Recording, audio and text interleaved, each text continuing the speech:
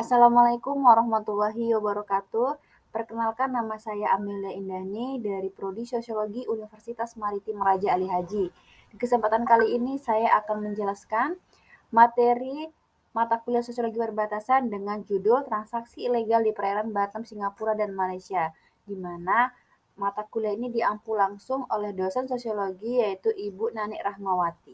Sebelum kita masuk ke pembahasan, saya akan menjelaskan terlebih dahulu bagaimana itu daerah perbatasan antara Batam, Malaysia, dan Singapura. Batam merupakan daerah yang letaknya di sisi jalur perdagangan internasional paling ramai di dunia. Perannya yang demikian tersebut penting sebagai salah satu gerbang dan ujung tombak ekonomi nasional.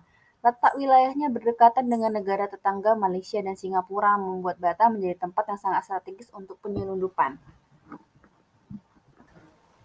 Praktek penyelundupan identik dengan daerah bertipe perbatasan seperti Batam. Lalu lintas sejumlah pelabuhan di Batam yang padat setiap hari masih dimanfaatkan oleh oknum-oknum tertentu untuk mencari keuntungan dengan memasukkan barang-barang yang tidak memiliki izin dan surat-surat resmi ke Batam.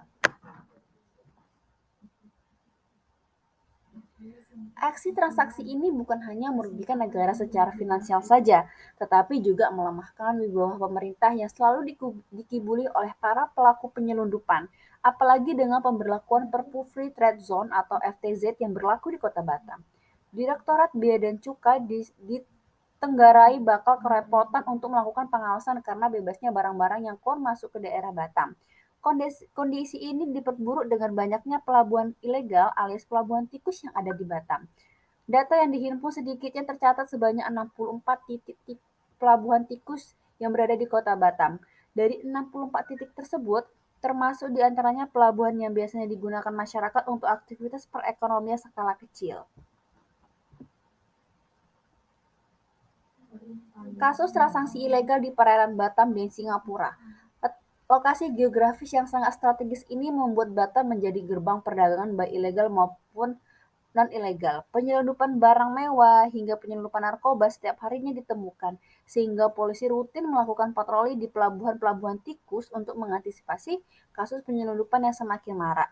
Dan hal yang paling mencengangkan dari kasus penyelundupan di atas, ada juga oknum yang melakukan penyelundupan benih lobster yang dikirim secara ilegal ke daerah Singapura dan Malaysia. Maraknya kegiatan ilegal ini telah menjadi sisi gelap pengamanan. Wilayah perbatasan di Batam tentu perlu diantisipasi oleh semua pihak, sebab tidak hanya merugikan negara dari aspek finansial saja, kegiatan ilegal ini juga akan berdampak pada aspek-aspek lain secara multiplier, seperti mandulnya kebijakan yang diambil oleh pemerintah karena biasanya data-data yang mendukung pengambilan kebijakan tersebut banyak data yang tidak tercatat.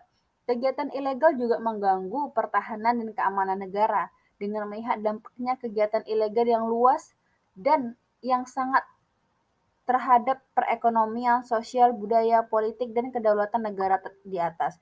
Maka perlu dilakukan studi yang mencoba mengidentifikasi dan memformulasikan strategi dan langkah-langkah pencegahan terjadinya kegiatan penyelundupan tersebut. Mungkin itu saja yang bisa saya jelaskan. Kurang lebihnya mohon maaf. Assalamualaikum warahmatullahi wabarakatuh.